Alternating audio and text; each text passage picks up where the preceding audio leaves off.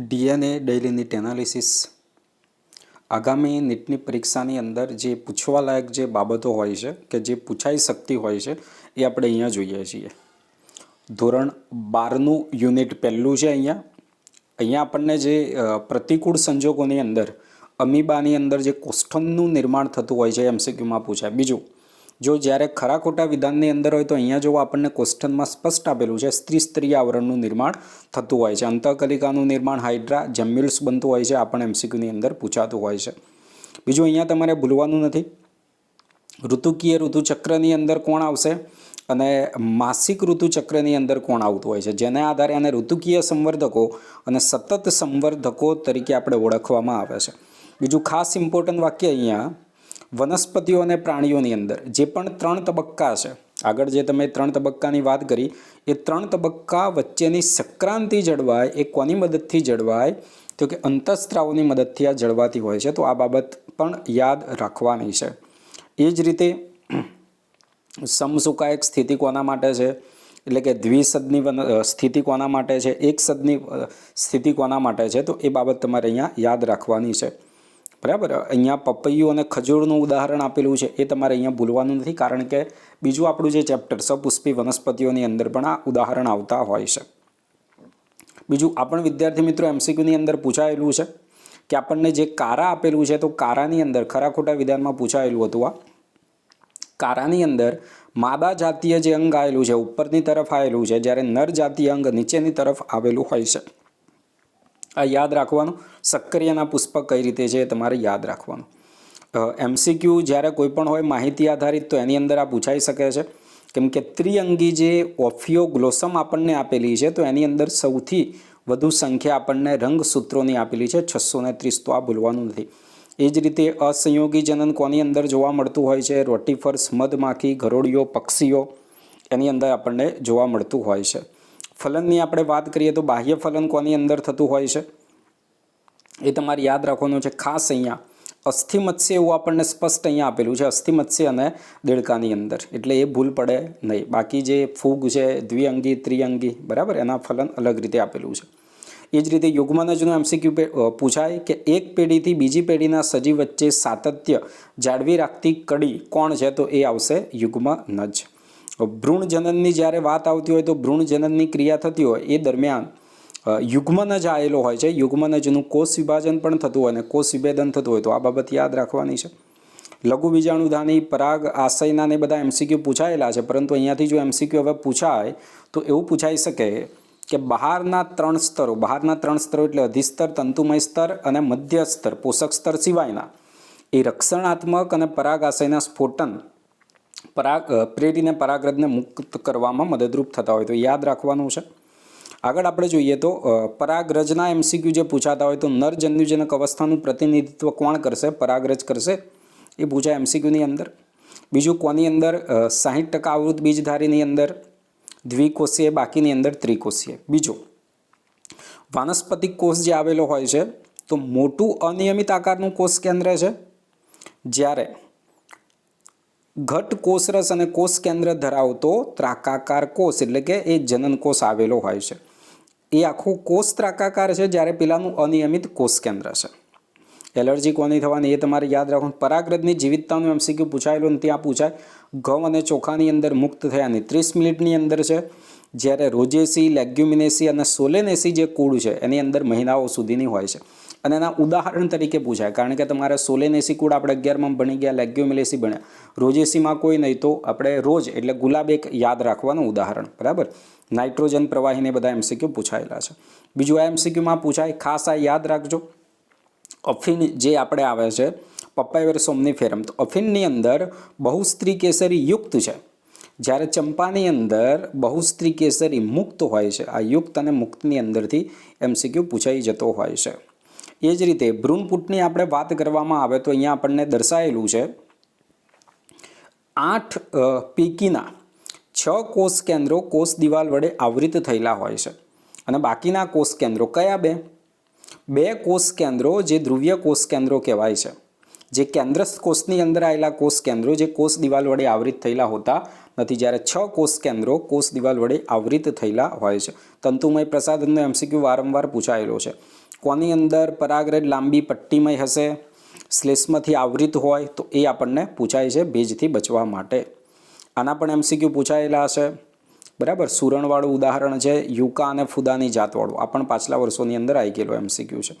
બીજું ખાસ ઇમ્પોર્ટન્ટ, બાહ્ય સંવર્ધનની જે પ્રયુક્તિઓ આપેલી છે એની અંદર જે ત્રીજી પ્રયુક્તિ છે કે જે સ્વયં અસંગતતા, કઈ પ્રયુક્તિ જનીનિક છે? તો જનીનિક પ્રયુક્તિની અંદર આવશે સ્વયં અસંગતતા, કે કઈ પ્રયુક્તિ કે જેની અંદર તે જ પુષ્પ અથવા તો તે જ વનસ્પતિનું અન્ય પુષ્પ, બરાબર, એને અવરોધવામાં આવે છે પરાગરજના અંકુરણને. તો એ એમસીક્યુની અંદર આવી શકે છે.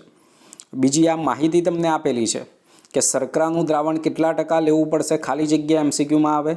અને કેટલી મિનિટ પછી આપણે જોઈ શકાય? તો કે 15 થી 30 મિનિટ, અને શર્કરાનું દ્રાવણ 10% અહીંયા લેવામાં આવશે.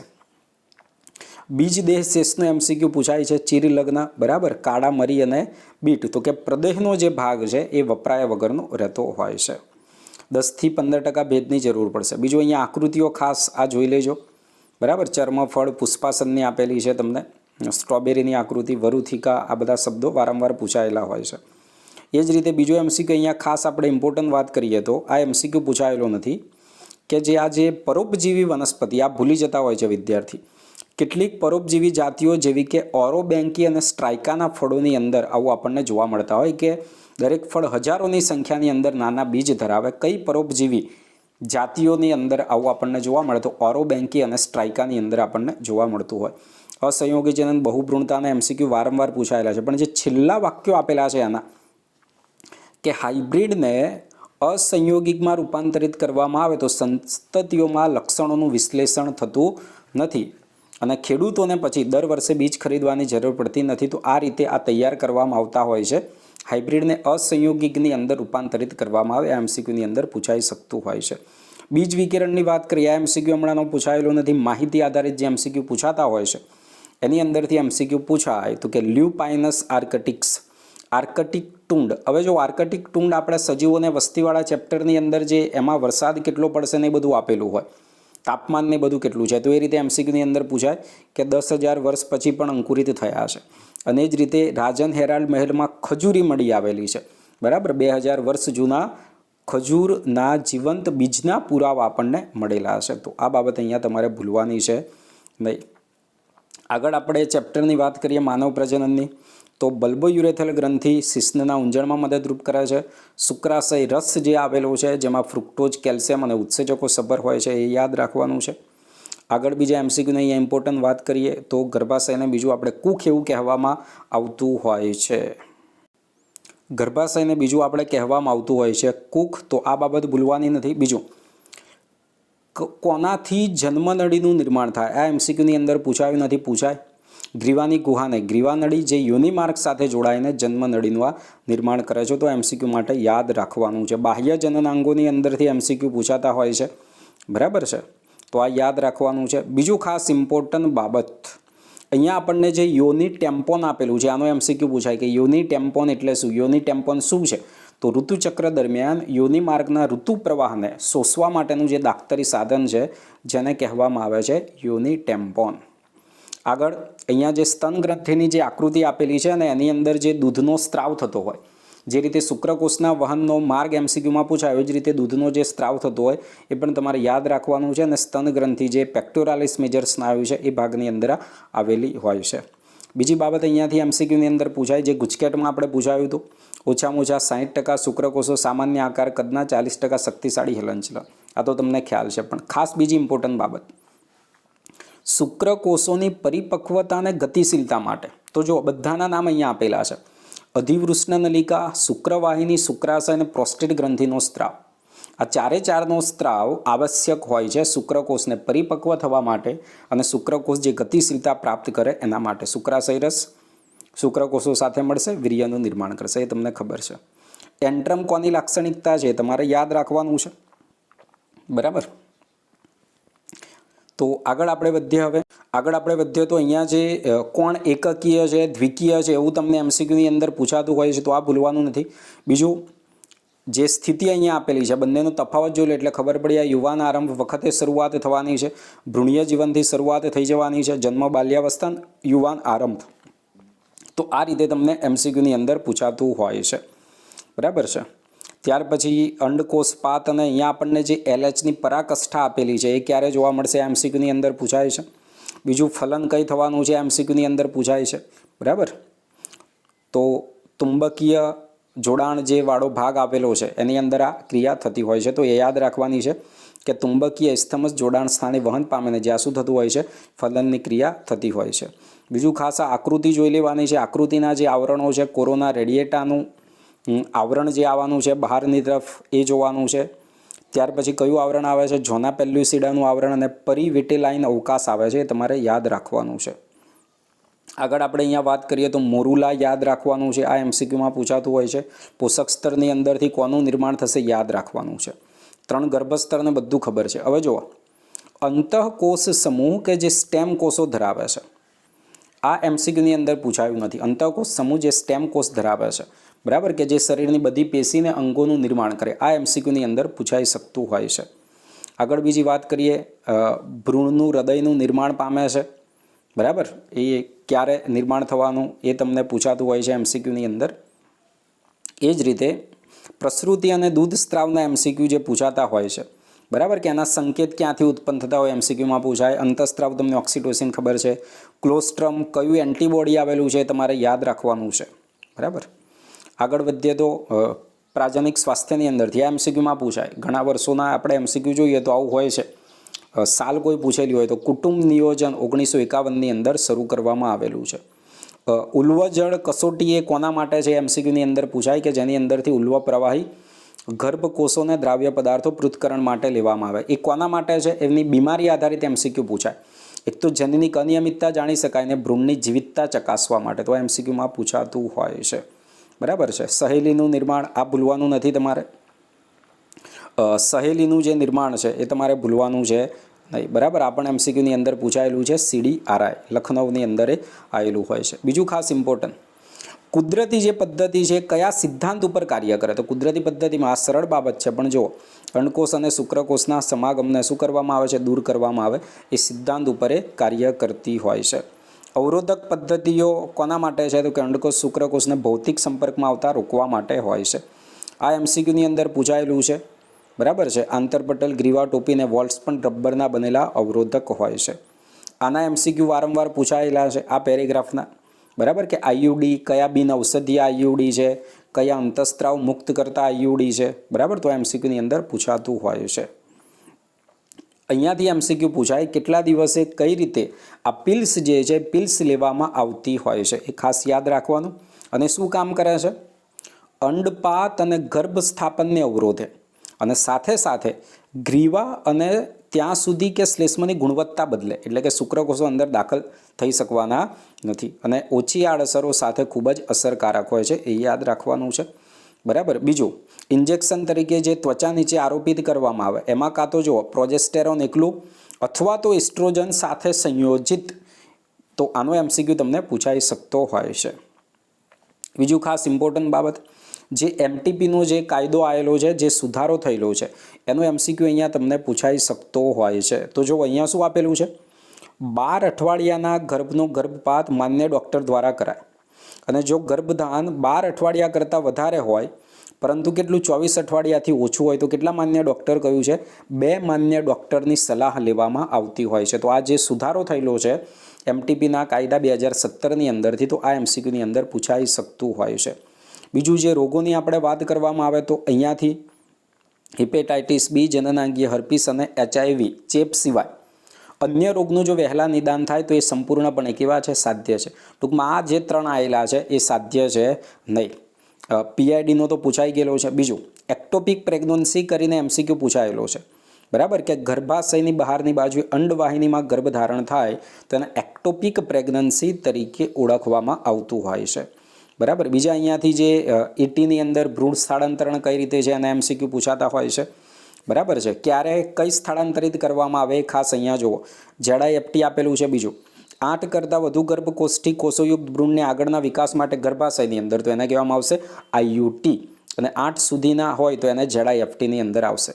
એ જ રીતે GIFT આપેલું છે અને એ કોના માટે જોવા કહ્યું સ્ત્રીઓ અંડકોષ ઉત્પન્ન કરી શકતી નથી પરંતુ શું છે ફલન અને આગળના વિકાસ માટે યોગ્ય વાતાવરણ પૂરું પાડે તો જેની અંદર શું કરવામાં આવશે દાતામાંથી અંડકોષ લેવામાં આવશે. કોની અંદરથી? દાતાની અંદરથી. તો આ એમસીક્યુની અંદર અહીંયા પૂછાતું હોય છે. બરાબર, ઇન વિવો ફલન ને એ બધું જે આપેલું છે આ શબ્દો યાદ રાખજો. અને બીજું ખાસ અહીંયા જુઓ, સારાંશની અંદર છેલ્લે જે વંધ્યત્વ કોને કહેવાય એની વ્યાખ્યા તમને આપેલી છે. સ્પષ્ટ અહીંયા સમયગાળો પણ કહેલો છે કે 2 વર્ષ સુધી મુક્ત અથવા તો અસુરક્ષિત સહવાસ પછી પણ ગર્ભધારણ ના થાય તો એને કહેવામાં આવતું હોય છે વંધ્યત્વ, એવું કહેવામાં આવે છે. કોઈ પણ પ્રકારની ચિંતા કર્યા વગર તૈયારી કરવાની છે. ચેનલની અંદર નવા હોય તો સબસ્ક્રાઈબ કરજો, શેર કરજો. All the best. Thank you. DNA daily NEET એનાલિસિસની અંદર આગામી નીટની પરીક્ષા માટે જે બાબતો આપણે ભૂલવાની નથી એ આપણે જોઈએ છીએ. ઘણા એમસીક્યુ આના પૂછાયેલા છે કે મેન્ડલના જે વિરોધાભાસી લક્ષણો છે એમાંથી કયું વિરોધાભાસી લક્ષણ નથી, કયું પ્રભાવી લક્ષણ છે, કયું પ્રશ્ચન લક્ષણ છે.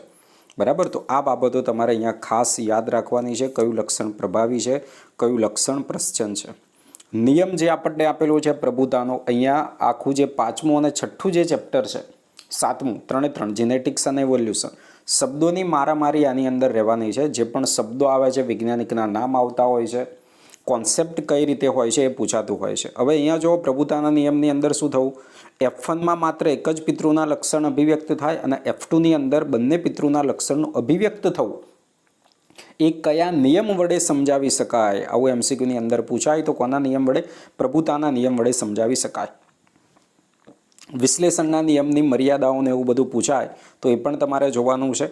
એ જ રીતે આ રુધિર જૂથના જે એમસીક્યુ અહીંયા પૂછાતા રહેતા હોય છે વારંવાર, એ બીઓ રુધિર જૂથ માટે. બરાબર, તો એ યાદ રાખવાનું છે. સહપ્રભાવિતાનું ઉદાહરણ આવવાનું છે. બહુવિકલ્પિક કારકોનું ઉદાહરણ પણ એ અહીંયા આવતું હોય છે, યાદ રાખવાનું. બીજું ખાસ જુઓ તમે અહીંયા વિદ્યાર્થી મિત્રો, ક્યારેક એક જનીન એક કરતાં વધારે અસર સર્જે, તો એક જનીન એક કરતાં વધારે અસર સર્જે તો એને આપણે કહીએ છીએ પેલિયોટ્રોપી જનીન. અને પેલિયોટ્રોપીની અંદર વટાણાના બીજનું જે સ્ટાર્ચના સંશ્લેષણનું નિયંત્રણ, એવું કોઈ ઉદાહરણ આપ્યું નથી, પણ આ ખાસ તમે અહીંયા જોજો. 2 એલીલ આવેલા છે. મોટા કદના સ્ટાર્ચના કણોનું નિર્માણ થતું હોય છે, નાના કદના સ્ટાર્ચના કણોનું નિર્માણ થતું હોય છે. બરાબર, મોટા કદના સ્ટાર્ચના કણ બને છે તો બીજ કેવું બનતું હોય છે? ગોળાકાર બનતું હોય છે. નાના કદના સ્ટાર્ચના કણ બને તો બીજ ખરબચડું બનતું હોય છે. પરંતુ જ્યારે વિષમયુગ્મી સ્થિતિ હોય તો બીજનો આકાર ગોળ રહે છે, પરંતુ સ્ટાર્ચના કણ મધ્યસ્થી બનતા હોય છે. તો એ અપૂર્ણ પ્રભુતા દર્શાવે છે. શું દર્શાવે છે? અપૂર્ણ પ્રભુતા દર્શાવે. તો સ્ટાર્ચના કણ અપૂર્ણ પ્રભુતા દર્શાવે છે. આ બાબત ખાસ યાદ રાખવાની, ભૂલવાની છે નહીં. આગળ આપણે વાત કરીએ તો અહીંયા જે મેન્ડલના જે કાર્યોનું જે છે એનું પુનઃસંશોધન કોણે કર્યું? 3 વૈજ્ઞાનિકો આ એમસીક્યુની અંદર પૂછાઈ જતું હોય છે. બરાબર, થિયોડર બોવરી સટનવાળો એમસીક્યુ પૂછાય છે. આગળ આપણે વાત કરીએ તો અહીંયા આપણે એમસીક્યુ અહીંયા પૂછાયેલો છે કે ભાઈ થોમસ TH મોર્ગન જે છે આનુવંશિકતાના રંગસૂત્રીયવાદ અથવા તો સિદ્ધાંતની પ્રાયોગિક ચકાસણી એમણે કરી. ડ્રોસોફિલાનો ઉપયોગ કેમ કરેલો છે? આવું પણ સરળ એમસીક્યુ પૂછાઈ શકે છે. બીજું સંલગ્નતા અને પુનઃસંયોજનમાં તમે જુઓ એટલે તમને ખબર પડી જશે. આવું કોઈ પણ પૂછાય તો અહીંયા પુનઃસંયોજનનું પ્રમાણ 1.3% છે. એનો મતલબ કે જનીન જે આવેલા છે એકબીજાની નજીક છે. અહીંયા Y અને W જુઓ, એકબીજાની નજીક છે. અહીંયા પુનઃસંયોજિતની આવૃત્તિ જે આપી 37.2%, તો અહીંયા તમે જોઈ શકો W ને M એકબીજાથી દૂર છે એટલે 37.2 સેન્ટીમોર્ગન જેટલા દૂર એવું કહી શકાય, 1.3 સેન્ટીમોર્ગન જેટલા.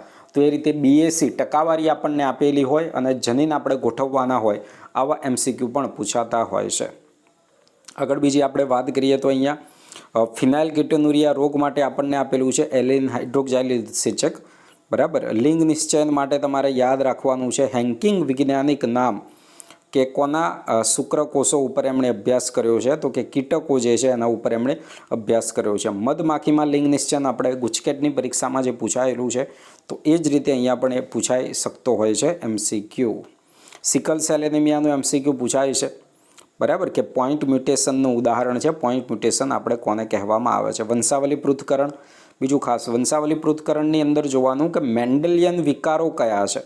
આ સિવાય એમસીક્યુમાં કોઈ પણ નામ અથવા તો ઘણી બધી બીમારી આપેલી હોય ને એમાંથી પૂછ્યું હોય કે કેટલી મેન્ડલિયન અનિયમિતતાઓ છે, આ રીતે એમસીક્યુની અંદર પૂછાતું હોય છે. બીજું ખાસ ઇમ્પોર્ટન્ટ અહીંયા આ વિદ્યાર્થી ભૂલી જતા હોય છે કે માયોટોનિક ડિસ્ટ્રોફી એ કેવા પ્રકારના લક્ષણ સાથે સંકળાયેલું છે? તો દૈહિક પ્રભાવી લક્ષણ. સિકલ સેલ એનિમિયા દૈહિક પ્રશ્ચન છે. એ આપણને ખબર છે. રાણી વિક્ટોરિયા બરાબર કયા રોગના વાહક હતા એવું પૂછાય તમને. સિકલ સેલ એનિમિયા તમારે બરાબર યાદ રાખવાનું છે. ને અહીંયાથી જે પૂછાય કે ભાઈ સામાન્ય જનીનની અંદર CTC છે, mRNA ઉપર GAG છે બરાબર, તો આ ગ્લુટામિક, એ જ રીતે અહીંયા વેલાઇન. તો આના જે જનીન સંકેત તમને આપેલા છે એ જનીન સંકેત તમારે અહીંયા એના યાદ રાખવાના છે. ફિનાઇલ કીટોનુરિયાની વાત આપણે કરી દીધી બરાબર છે, તો એ યાદ રાખવાનું છે. થેલેસેમિયાની અંદર તમારે ખાસ કયું રંગસૂત્ર આવેલું છે, કયા પ્રકારનો બીટા થેલેસેમિયા છે, આલ્ફા થેલેસેમિયા યાદ રાખવાનું છે. થેલેસેમિયાની વાત કરીએ તો એ માત્રાત્મક સમસ્યા છે, જ્યારે સિકલ સેલ એનેમિયા ગુણાત્મક સમસ્યા છે, યાદ રાખવાનું છે. જન્મજાત હૃદય સંબંધિત ખામી કયા રોગની અંદર થતી હોય છે, તો ડાઉન સિન્ડ્રોમની અંદર થાય છે. ક્લાઇનફેલ્ટર સિન્ડ્રોમ તમારે યાદ રાખવાનું છે, નરની અંદર XXY સ્થિતિ થઈ જાય છે. બીજું આ MCQમાં પૂછાય જે શબ્દો હોય છે કે ગાયનેકોમેસ્ટિક એટલે શું, સ્તનનો વિકાસ, અલ્પવિકસિત સ્તન જેને કહેવામાં આવશે ગાયનેકોમેસ્ટિક. ટર્નર સિન્ડ્રોમની અહીંયા વાત કરી તો એ યાદ રાખવાનું છે. છઠ્ઠા ચેપ્ટરની વાત કરીએ તો શરૂઆતની અંદર કોની વચ્ચે જે બંધ બનતા હોય છે બરાબર, તો 5મા કાર્બનના OH સમૂહ સાથે જોડાઈને જે ફોસ્ફોડાયસ્ટર બંધનું નિર્માણ થતું હોય છે, ફોસ્ફોએસ્ટર બંધનું નિર્માણ થતું હોય છે બરાબર. તો આ બાબત તમારે અહીંયા યાદ રાખવાની. 2 ન્યુક્લિયોટાઇડ 3 5 એ રીતે 5 છેડા પર મુક્ત ફોસ્ફેટ સમૂહ આવેલો છે. તો કયા કાર્બનને કોનું જોડાણ થાય આ MCQની અંદર પૂછાતું હોય છે. પોલીન્યુક્લિયોટાઇડ શૃંખલાનું આધારનું નિર્માણ શર્કરા ફોસ્ફેટ એ રીતે આવવાનું છે બરાબર છે. ન્યુક્લિયન કોના દ્વારા આપવામાં આવ્યું છે. બીજું મોરિસ વિલ્કન્સ અને રોઝલિન ફ્રેન્કલિન દ્વારા એક્સરે વિવર્તન માહિતીના આધારે બરાબર વોટસન અને ક્રિકે જે DNAની રચના રજૂ કરી તો આ આધારે રજૂ કરેલી છે બરાબર, તો એ બાબત યાદ રાખવાની. ઇરવિન 4 ગ્રાફનો નિયમ થઈ ગયો. બીજું અહીંયા બંને શૃંખલાઓ જમણેરી કુંતલ છે, આ શબ્દ ખાસ ઇમ્પોર્ટન્ટ છે. એ રીતે પ્રોટીનનું પણ તમારે યાદ રાખવાનું છે. પ્રસ્થાપિત પ્રણાલી કોના દ્વારા આપવામાં આવી આ પણ MCQમાં પૂછાય છે. સેન્ટ્રલ ડોગમા ફ્રાન્સિસ ક્રિક દ્વારા બરાબર છે. અહીંયાથી MCQ આપણે ગુજકેટમાં પૂછાઈ ગયેલો છે એટલે તમને ખ્યાલ આવી ગયો. બીજું આ 3 તબક્કા ભૂલવાના નથી, સંક્રમણ, બ્લેન્ડિંગ અને સેન્ટ્રીફ્યુગેશન. 32P થી DNA હશે બરાબર, તો કોષની અંદર એ જોવા મળે છે અને 35S જે હોય 35S બહાર જોવા મળે કારણ કે એને આપણે પ્રોટીનને લેબલ કરવામાં આવ્યું હતું બરાબર છે. બીજું ખાસ RNAની અંદર જે તમને આપ્યું બીજો OH પ્રતિક્રિયાશીલ સમૂહ જોવા મળતો હોય છે, યાદ રાખવાનું. બીજું DNAનું જે સ્થાયિત્વ છે, યુરાસિલના સ્થાને કોણ આવેલું છે, થાઇમિન આવેલું છે, યાદ રાખવાનું છે. આગળ આપણે વાત કરીએ તો અહીંયા જે છેલ્લું વાક્ય આપેલું છે તમને કે જનીન માહિતીનો સંગ્રહ કરવો તો વધુ અનુકૂળ DNA થશે અને જનીન માહિતીનું સ્થળાંતરણ કરવું તો RNA થશે. બીજું MCQમાં ખરા ખોટા વિધાનમાં પ્રથમ આનુવંશિક દ્રવ્ય કયું છે, RNA છે.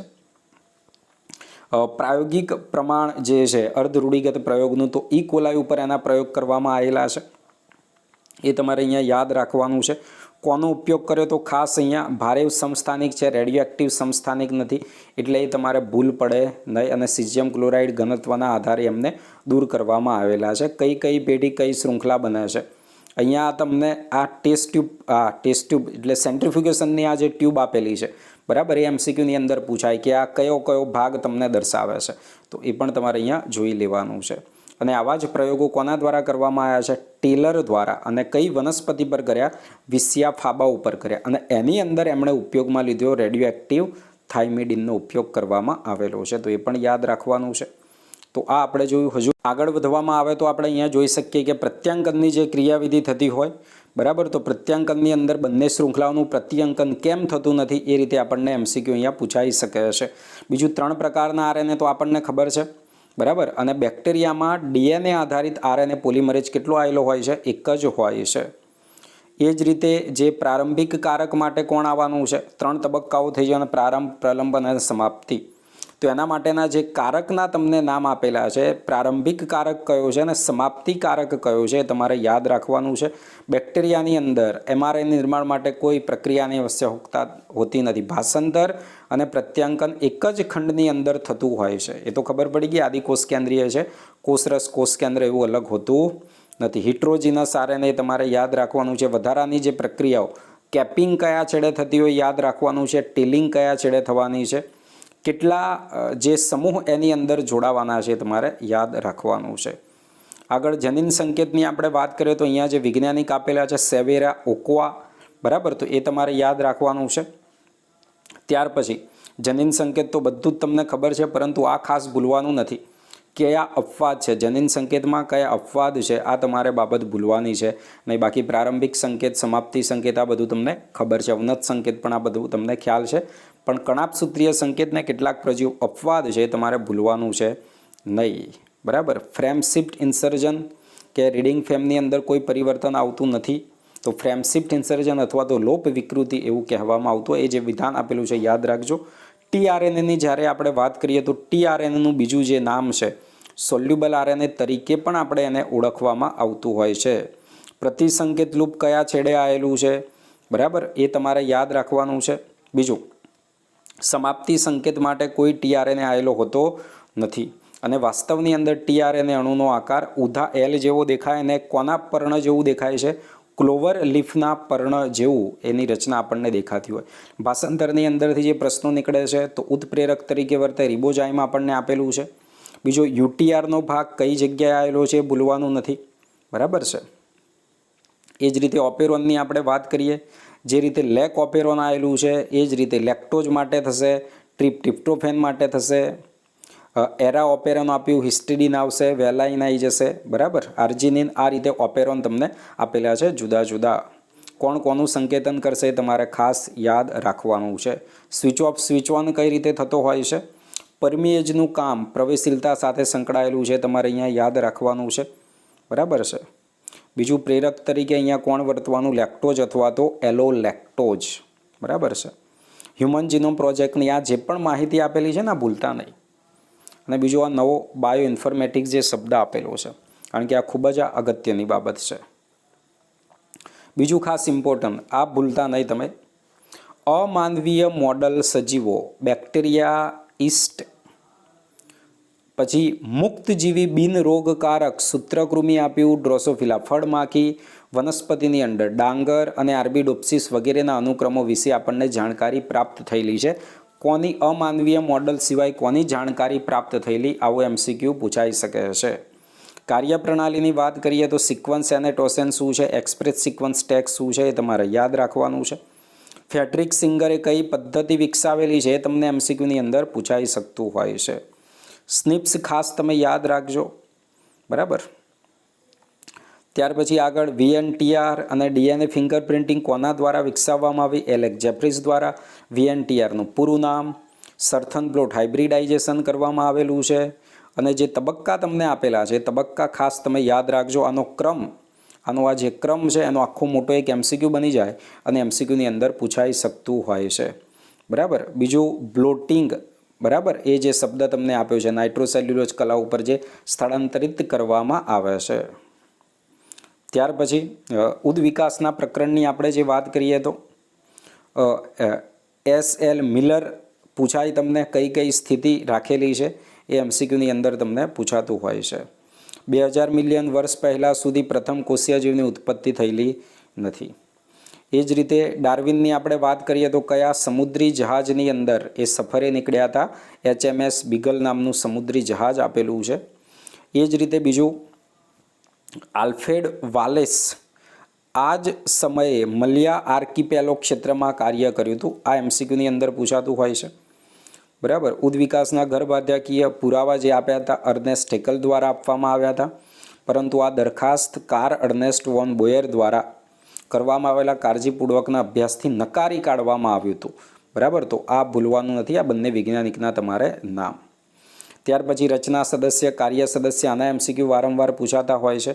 બીજું ખાસ ઇમ્પોર્ટન્ટ કે તૃણનાશકો કે જેનો કીટનાશકો આ બધાનો આપણે ઉપયોગ કર્યો છે અને ઓછા સમયગાળામાં પ્રતિરોધક જાતોની પસંદગી થઈ ગયેલી છે, એટલે એને પછી નુકસાન કશું થતું નથી. સ્ટોકેસ્ટિક જે પ્રક્રિયા છે એ શબ્દ તમે યાદ રાખજો. અહીંયાથી જરાયું જ સસ્તન આપ્યું, ઓસ્ટ્રેલિયન માર્સુપિયલ આપ્યું. કોણ કયા પ્રકારનું પ્રસરણ અનુકૂલન દર્શાવે, કેવા પ્રકારનો ઉદ્વિકાસ દર્શાવે છે, બરાબર, એ બાબત તમારે અહીંયા ખાસ જોઈ લેવાની છે. આગળ વાત કરીએ તો ડાર્વિનને પ્રભાવિત કોનું કાર્ય કરી ગયું? તો આ એમસીક્યુમાં પૂછાય. થોમસ માલ્થસનું વસ્તી પરનું કાર્ય જે છે એ ડાર્વિનને પ્રભાવિત કરી ચૂકેલું છે. આ એમસીક્યુની અંદર પૂછાતું હોય છે. સેલ્ટેશન એટલે શું થશે? આવો એમસીક્યુ પૂછાઈ શકે. મોટી વિકૃતિનું એક પગલું છે. એ જ રીતે કયા 5 ઘટકો કે જે હાઇડવિનબર્ગની સમતુલાને અસર કરે? બીજું એનું સૂત્ર અને ફ્રિકવન્સીવાળો જે એમસીક્યુ પૂછાય ગણતરી આધારિત. બરાબર, તો આ તમે ખાસ યાદ રાખજો. સ્થાપક અસર શું થવાનું છે? એ જ રીતે આ જે સમયગાળો જે આપેલો છે, જોડકાવાળા એમસીક્યુ ઘણા બધા પૂછાતા હોય છે. બરાબર, 2000 મિલિયન વર્ષ પહેલાં સૌપ્રથમ કોષીય જીવન પૃથ્વી ઉપર આવેલું છે. 500 મિલિયન વર્ષ અગાઉ અપૃષ્ઠવંશી ઉદ્ભવ્યા, આનું જોડકાવાળો. 350 મિલિયન જડબાવિહીન માછલી આપેલું છે. 320 મિલિયન અગાઉ અસ્તિત્વ આ સમુદ્રની શેવાળને કેટલીક વનસ્પતિ. અહીંયાથી જો ખાસ વિદ્યાર્થી મિત્રો આ ઇમ્પોર્ટન્ટ છે. અહીંયા આપણે આ તમે જોશો તો કોણ કોના જે પૂર્વજો છે, બરાબર, એ તમારે યાદ રાખવાનો. બીજું અહીંયાનો આ જે ક્રમ આપેલો છે યાદ રાખવાનો છે. ડેવિનિયોન, કાર્બોનિફેરસ, પર્મિયન, ટ્રાઇસિક, જુરાસિક. બરાબર છે. અને અહીંયા જે પણ જે આપણને મેસોજોઇક આપેલું છે, સિનોજોઇક આપેલું છે એ યાદ રાખવાનું છે. શંકુધારી વનસ્પતિના પૂર્વજો કોણ થવાના? સાયલોફાઇટોન હશે. બીજમય ત્રિઅંગીની આદિ અનાવૃત બીજધારી, તો આ દ્વિઅંગી. આ બધી બાબતો તમારે અહીંયા યાદ રાખવાની છે. આગળ વધીએ તો હવે તો અહીંયા કોણ કોના પૂર્વજો જે છે એ તમારે યાદ રાખવાનું છે. અહીંયાથી જો આવું જે ઉત્પન્ન થતા છે કોણ કોના પૂર્વજો છે, આ બાબત અહીંયાથી તમારે ભૂલવાની છે. એવું જ અહીંયા પણ લાગુ પડવાનું છે. બરાબર, કોણ કોના પૂર્વજની અંદરથી આવતું હોય છે. ડાયનોસોર માટે કોણ આવવાનું છે? થિયોકોન્ટ આવશે. આની અંદર સોરોપ્સીડ આવશે. બરાબર, તો આ બાબતો તમારે ભૂલવાની છે નહીં. આગળ જઈએ તો આપણે અહીંયાથી આ જે એક નામ આપણને આપેલું છે ખાસ યાદ રાખજો. એક તો ઇક્થિયોસોરસનું નામ યાદ રાખજો. અને એમાંનો જે સૌથી મોટો એક જે આવેલો છે ટાયરેનોસોરસ રેક્સ, આ નામ આપેલું છે. 20 ફૂટની ઊંચાઈ ધરાવે, કટાર જેવા દાંત ધરાવતા હતા. એ તમને આપેલું છે, યાદ રાખજો. એ જ રીતે બીજું ખંડીય જે વિચલન થયેલું છે, બરાબર, એ બાબત તમારે અહીંયા ભૂલવાની નથી. ખંડીય વિચલનના કારણે દક્ષિણ અમેરિકા ઉત્તર અમેરિકા સાથે જોડાઈ ગયું હતું. ત્યારે ઉત્તર અમેરિકાના પ્રાણીઓ દ્વારા એ છવાઈ ગયેલું. બરાબર, તો એ કેમાં એ બાબત તમારે અહીંયા ભૂલવાની છે નહીં. આ જે ખંડીય વિચલનનું આખું જે વિધાન છે, બરાબર, એ બરાબર યાદ રાખી લેજો. માનવીના ઉત્પત્તિની આપણે વાત કરીએ તો શરૂઆતની અંદર પ્રાઇમેટ પૂર્વ આફ્રિકાનો વિસ્તાર આપેલો છે. બરાબર, મૂળભૂત રીતે શું કરતા હતા એ તમને આપેલું છે, યાદ રાખજો તમે. હોમો હેબિલિયસનું નામ યાદ રાખવાનું છે. મગજની ક્ષમતા કેટલી આપેલી છે. બરાબર, અને છેલ્લી જે આ પ્રકરણની જે બાબત કે આ એમસીક્યુની અંદર પૂછાય, આપણા જે મધ્યપ્રદેશનો જે ભાગ આપેલો છે, બરાબર, સાયસન જિલ્લાના ભીમલખતા ખડક ઉપરની જે ગુફા છે, એ બાબત તમારે અહીંયા યાદ રાખવાની છે. All the best. Thank you.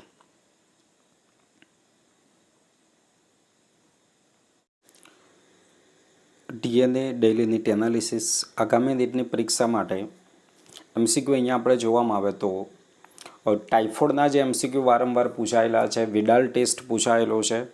એ જ રીતે ન્યુમોનિયા કોના દ્વારા થશે? બરાબર, સ્ટ્રેપ્ટોકોકસ ન્યુમોની યાદ રાખવાનું છે અને હિમોફિલસ ઇન્ફ્લુએન્ઝા. બીજું અહીંયા જે એક અલગ પડતું જે લક્ષણ આપેલું છે કે એની જ્યારે તીવ્ર સ્થિતિ હોય, એની અંદર હોઠ અને આંગળીઓના નખ ભૂખરા રંગથી વાદળી રંગના થઈ જતા હોય, તો એ તમારે અહીંયા યાદ રાખવાનું છે. શરદીની વાત કરેલી છે. બરાબર, એ બધું તમને ખબર છે. એ જ રીતે જ્યારે પ્લાઝ્મોડિયમનું જીવનચક્ર આવેલું છે તો રક્તકણ ફાટવાથી હિમોજોઇન મુક્ત થતું હોય. શું થાય? હિમોજોઇન મુક્ત થાય. અને જેના પરિણામે 3 થી 4 દિવસ જે છે એ ઠંડી લાગતી હોય, તાવ જે છે તીવ્ર રહેતો હોય છે. ફૂગ જે આપેલી છે, ફૂગ મનુષ્યની અંદર દાદર માટે જવાબદાર છે. માઇક્રોસ્પોરમ, ટાઇકોફાઇટોન, એપિડોમોર્ફાઇટોન, આ જે નામ આપેલા છે અંડરલાઇન યાદ રાખવાના છે. બીજું ખાસ ઇમ્પોર્ટન્ટ બાબત તો કે મચ્છરોના ડીંબને ખાઈ જતી જે માછલીનું નામ છે એ ગેમ્બુસિયા માછલી આપેલી છે. અહીંયા બીજું પીએમએનનું નામ યાદ રાખવાનું છે. પૂરું નામ શું થશે? રસીકરણના જે એમસીક્યુ પૂછ્યા વિદ્યાર્થી મિત્રો, અત્યારે જે કોરોનાની જે સ્થિતિ, રસીકરણની જે બાબત હોય તો એનો એમસીક્યુ અહીંયા આવી શકતો હોય, તો એ કોની અંદર એનો સમાવેશ થશે એ તમારે ખાસ અહીંયા યાદ રાખવાનું છે. રસીકરણ અને પ્રતિકારકતા, કે જે નિષ્ક્રિય પ્રતિકારકતાની અંદર આવતું હોય કે તૈયાર કરેલા જે એન્ટીબોડી દાખલ કરવામાં આવશે તો એ થશે. બરાબર છે.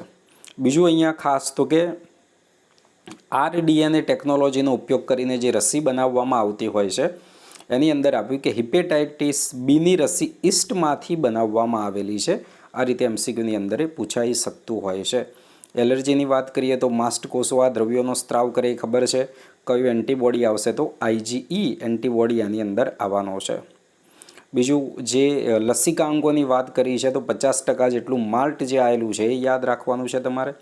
એડ્સના જે એમસીક્યુ વારંવાર પૂછાતા રહેતા હોય છે. કોને અસર કરશે એ તો ખબર છે તમને, ટી લસિકા કોષો. પરંતુ આ બાબત કે જ્યારે ટી લસિકા કોષોની સંખ્યા ઘટી જાય તો એ વ્યક્તિની અંદર બેક્ટેરિયા જે છે અને એમાં પણ કહ્યું છે માઇક્રોબેક્ટેરિયમ, વાયરસ, ફૂગ તેમજ ટેક્સોપ્લાઝમ જેવા પરોપજીવીનો એ શિકાર બનતો હોય છે. કસોટી આપણને આપેલું છે એલિઝા, બરાબર, એ તમને ખબર છે. આગળ આપણે જોઈએ તો સ્પર્ધક નિષેધનો ગુણધર્મ કોણ ધરાવે તમારે યાદ રાખવાનું છે. નિયોપ્લાસ્ટિક ગાંઠ કોને કહેવામાં આવશે. કેન્સર થવાના કારણો ઘણા બધા જુદા જુદા આપેલા છે. વાયરલ ઓન્કોજીન્સ આપેલું છે, કોષીય ઓન્કોજીન્સ આપેલું, પ્રોટો ઓન્કોજીન્સ. બીજું ખાસ ઇમ્પોર્ટન્ટ અહીંયા બાયોપ્સીને હિસ્ટોપેથોલોજીકલને બધું કરવામાં આવશે, પરંતુ જે અહીંયા એમઆરઆઈની આપણે જે વાત કરેલી છે તો એમઆરઆઈ જે છે કે જેની અંદર કોનો ઉપયોગ થવાનો છે, તીવ્ર ચુંબકીય ક્ષેત્ર બિનઆયોનિક કિરણો. અને જેનાથી એટલે એમસીક્યુમાં પૂછાય જ્યારે આપણે જીવંત પેશીમાં થતા દેહધાર્મિક ફેરફાર, પેથોલોજીકલ ફેરફાર જાણવા હોય તો કોનો ઉપયોગ થશે, એમઆરઆઈ જે છે એમઆરઆઈનો ઉપયોગ કરવામાં, એ તકનિકનો ઉપયોગ કરવામાં આવશે. અલ્ફા ઇન્ટરફેરોન આપેલું છે એ યાદ રાખવાનું છે. નશાકારક પદાર્થોની અહીંયા વાત કરીએ તો મોર્ફિનનું બંધારણ તમારે જોઈ લેવાનું છે એકવાર. કોક, ક્રેક આપેલું છે, બરાબર. અહીંયા એક એટ્રોપા બેલાડોના આપેલું છે. હતાશા, અનિદ્રા, બાર્બિટ્યુરેટ, એમ્ફિટેમાઇન્સ, બેન્ઝોડાયઝેપાઇન. તો આ દવાના નામ થોડાક યાદ રાખી લેવાના છે.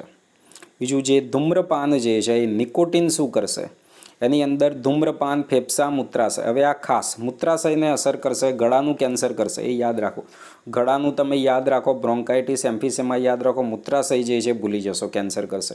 કોરોનરી સંબંધિત હૃદયનો રોગ, જઠરમાં ચાંદુ પડવું વગેરેની ઝડપી વધારો થતો હોય છે. અને કાર્બન મોનોક્સાઇડ જે આવેલું ઓક્સિજનની સાંદ્રતાને ઘટાડે છે, બરાબર, કારણ કે એ જોડાઈ જશે. તો એ બાબત યાદ રાખવાની. વિટ્રિયોલ સિન્ડ્રોમ કોને કહેવામાં આવે છે, આ બાબત ભૂલવાની નથી. એ જ રીતે હિપેટાઇટિસ બીનું સંક્રમણ, જે લીવર સિરોસિસ, યકૃત, વધુ પડતા વ્યસનથી થતો યકૃતનો રોગ, જે લીવર સિરોસિસ આપેલું છે ભૂલવાનું નથી. આંતરજાતીય સંકરણ ખચ્ચરનું ઉદાહરણ છે. એ જ રીતે ખાસ ઇમ્પોર્ટન્ટ જે પદ્ધતિ છે મોએટ પદ્ધતિ. કઈ પદ્ધતિ આવશે વિદ્યાર્થી મિત્રો, મોએટ તકનિકની અંદર શું કરવામાં આવે છે તો એની અંદર એક અંડકોષની જગ્યાએ 6 થી 8 જેટલા અંડકોષ ઉત્પન્ન થતા હોય છે. અને 8 થી 32 કોષીય અવસ્થાના ફલિત અંડકોષને અહીંયા શું લખ્યું છે, શસ્ત્રક્રિયા વગર મેળવી તેને ભાડુતી માતા, જેને આપણે કહેવામાં આવે સરગોરેટ માતાની અંદર દાખલ કરવામાં આવે. મત્સ્ય ઉદ્યોગની અંદર કોણ આવશે એવું પૂછાતું હોય. ખાલી માછલીઓ એવું નથી, પરંતુ જો મત્સ્ય ઉદ્યોગમાં મત્સ્યો, કવચયુક્ત જલ્ય, પૃષ્ઠવંશી સજીવો, અન્ય જલ્ય પ્રાણીઓને પકડવા, પ્રક્રિયા, વેચાણ સાથે સંકળાયેલું હોય છે. મીઠા પાણીની, ખારા પાણીની આ જે ક્રાંતિ છે બ્રૂ રિવોલ્યુશન એવું કહેવામાં આવે છે. હરિયાળી ક્રાંતિ આવેલું છે તો ઘઉં અને ચોખા જે છે એ યાદ રાખવાનું છે. એ જ રીતે બીજી બાબત નોર્મન ઈ બોર લોગો, બરાબર, કે મેક્સિકોમાં અર્ધવામન ઘઉંની જાત જે વિકસાવવામાં આવેલી છે અને ઉચ્ચ નિપજ આપતી અને રોગ પ્રતિરોધક સોનાલિકા અને કલ્યાણ સોના જેવી જાતોને ઉગાડવામાં આવતી હોય છે. તો એ બાબત યાદ રાખવાની છે. ભારતમાં વધુ ઉત્પાદન, જયા અને રત્ના વિકસાવવામાં આવેલી છે. શેરડીનો એમસીક્યુ આ વારંવાર અહીંયા પૂછાતો રહેતો હોય છે, બરાબર. કોની વચ્ચે તો અહીંયા જુઓ, જ્યારે દક્ષિણ ભારતમાં ઉષ્ણકટિબંધમાં ઉગતી સેકેરમ ઓફિસેરેનમ જાડુ પ્રકારને વધુ શર્કરાની માત્રા, પરંતુ ઉત્તર ભારતમાં એનો સારો વિકાસ દર્શાવી શકતી નથી. તો બંને જાતિઓનું સફળ રીતે સંકરણ કરવામાં આવેલું છે, બરાબર છે. જુવાર યાદ રાખવાનું. આ જે પણ ટેબલ આપેલા છે એની અંદરથી જે પણ એમસીક્યુ પૂછાતા હોય છે, બીમારી કોની અંદર કઈ પ્રતિરોધકતા આવેલી હોય, આ એમસીક્યુની અંદર પૂછાતું હોય છે.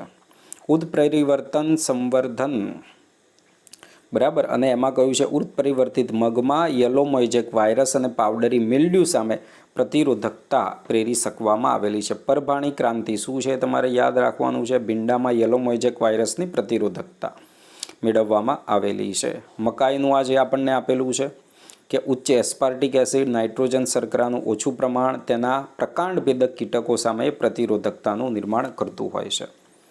એ જ રીતે આ જે આપણને આપેલું છે એફિડ જેફિડ પ્રકાંડ અને ફળભેદકની અંદર કોણ છે. બીજું અહીંયાથી જોડકાનો MCQ પૂછાઈ શકે.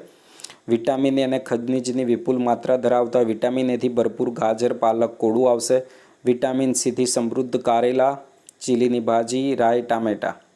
આયર્ન અને કેલ્શિયમથી ભરપૂર પાલક અને ચીલીની ભાજી. તો આ આપેલું છે, તો આ જોડકા પ્રકારના MCQની અંદર પૂછાઈ શકતું હોય છે. મિથાઇલોફિલસ, મિથાઇલોટ્રોફસ, બરાબર, કે 25 ટન જેટલું પ્રોટીન જે ઉત્પન્ન કરે, આ બાબત અહીંયા પૂછાઈ શકતી હોય છે. આગળ બીજી આપણે બાબત જોઈએ તો પેશી સંવર્ધનનો જે બાબત આપી છે એમાં પૂર્ણ ક્ષમતા, બરાબર, ટોટીપોટેન્સી આપેલું છે. આપણે અંતઃસ્ત્રાવ ઉમેરવા પડે છે. સોમાક્લોન કોને કહેવામાં આવશે, યાદ રાખવાનું છે.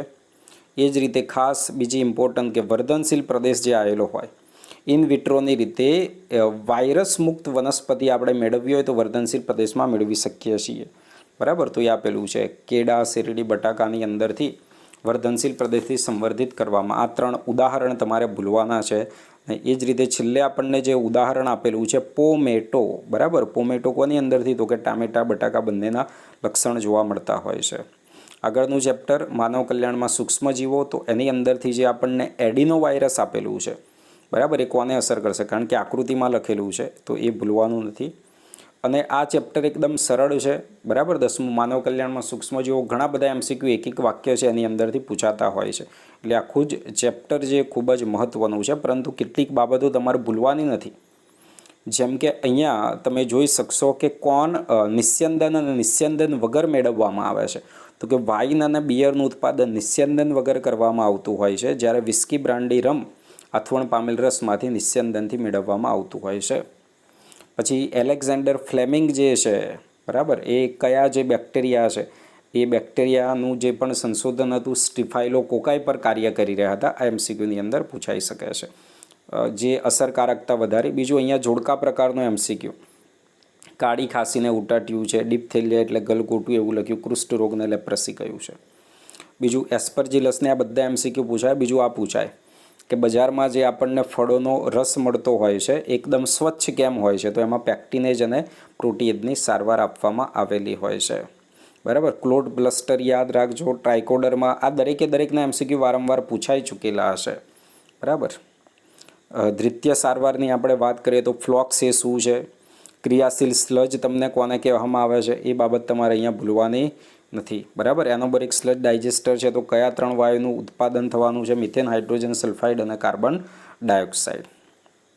બીજું ખાસ ઇમ્પોર્ટન્ટ અહીંયા જે બાબત આપણને આપેલી છે, પ્રાપ્ત થતો જે પણ વાયુ છે એનો આધાર કોના ઉપર, તો કે સૂક્ષ્મજીવો અને તેમના દ્વારા વપરાતા કાર્બનિક દ્રવ્યો ઉપર અહીંયા રહેલો હોય છે. મિથેનોજન્સ, અને એમાં પણ એક બેક્ટેરિયા આપેલા છે આપણને, મિથેનોબેક્ટેરિયમ આપેલું છે.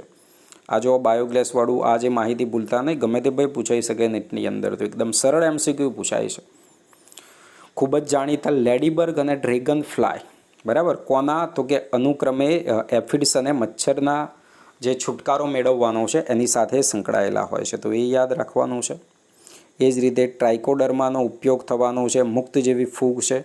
બકુલો વાયરસના MCQ કોની અંદર આવે છે, ઇન્ટિગ્રેટેડ પેસ્ટ પ્રોગ્રામ. બીજું ખાસ ઇમ્પોર્ટન્ટ શબ્દ જુઓ, સંવેદી નિવસનતંત્રીય વિસ્તારનો જે ઉપચાર કરવાનો છે એ આપણે ઇન્ટિગ્રેટેડ પેસ્ટ જે છે એની મદદથી કરી શકીએ છીએ. બકોલો વાયરસ કોની અંદર આવશે, એના જે કેટલીક બાબતો છે, જાતિ વિશેષ, લઘુ વર્ણપટીય કીટક પ્રયોજન, આ ભૂલવાનું તમારે નથી. જૈવિક ખાતરો આપ્યા છે.